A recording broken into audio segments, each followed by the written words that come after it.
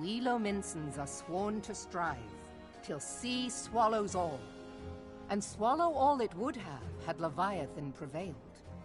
That we still strive now, we owe in no small part to you.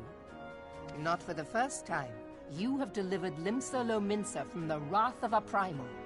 Never has our nation known a stouter ally.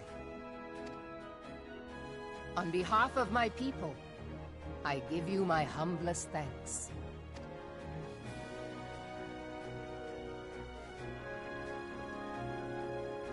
'Tis meet that I give thanks to old Mistbeard, too, for his fine solution.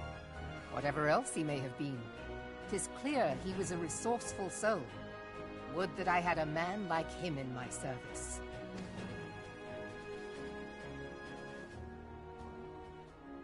Before I set foot in these lands, I had no inkling that the people of Eorzea contended with such mighty foes. Suffice it to say, their existence came as something of a shock, as did the idea that they could be defeated.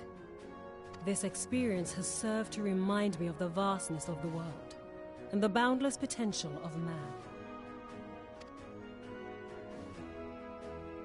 Though I am but a refugee in this realm, I would fain be of use to you in your fight.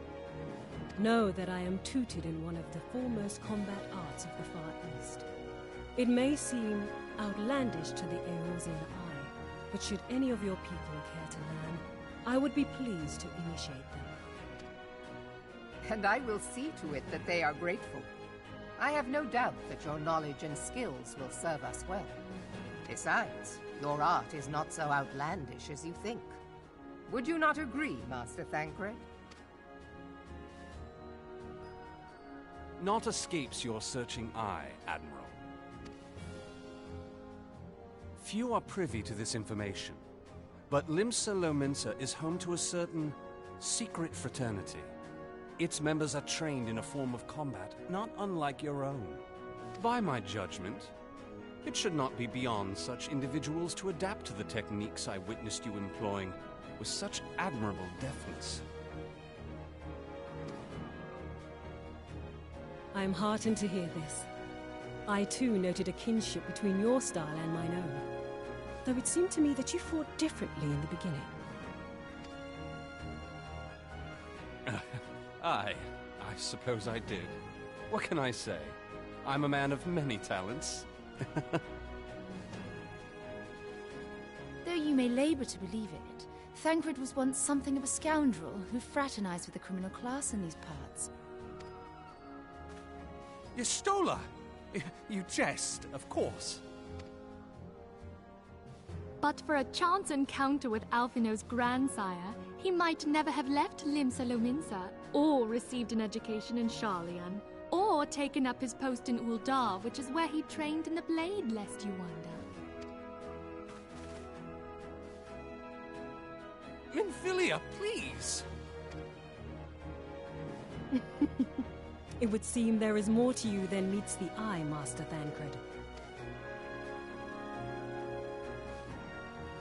Lady Yugiri, I am told that you and yours came to Eorzea seeking permanent resettlement, and that many domins have since been engaged as frontier hands at Revenant's Toll.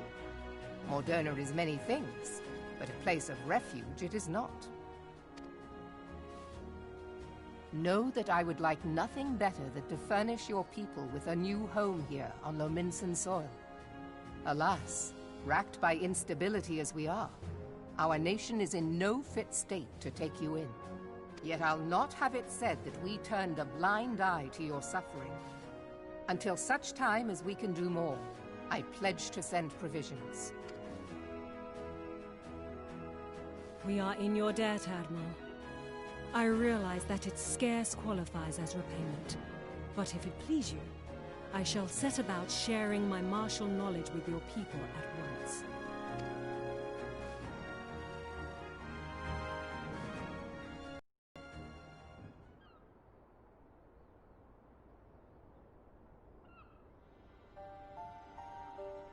You wished a word in private.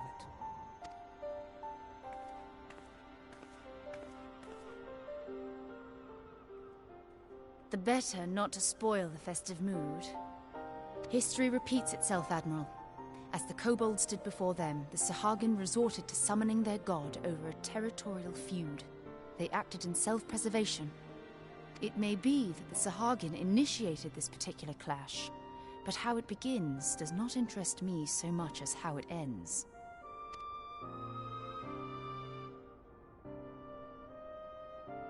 I have not forgotten our conversation, Y'shtola. I am aware that man bears part of the blame for the Primal's existence. Nor am I ignorant of the Sahagin's reason for acting. They sought to secure a place to breed and multiply that their kind might survive. Self-preservation, as you say. But we have as much right to live and thrive as they. If our own survival is threatened, are we to lay down our arms and welcome oblivion? Nay. And so you kill, that you might live. Yet if living is a right, then that right belongs to all peoples, be they men or beastmen. I'll not deny your reasoning. But when a storm gathers, it falls to me to see my people safely through it. That is my duty, and I shall do it.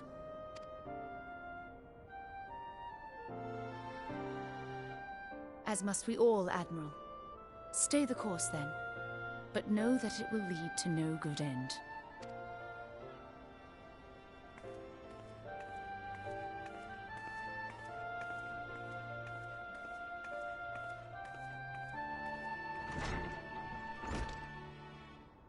Man has ever put himself first and foremost. To justify his actions, he clads himself in the armor of righteousness, though it be a fancy of his own making. In this, mayhap the Garleans and we Domans are not so different.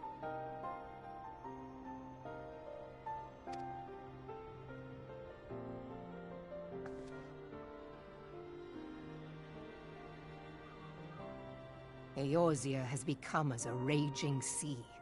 If we are to keep our heads above the waves, we cannot scruple to drown the man next to us. When hopes of coexistence founder, strength must determine who has the greater right to live.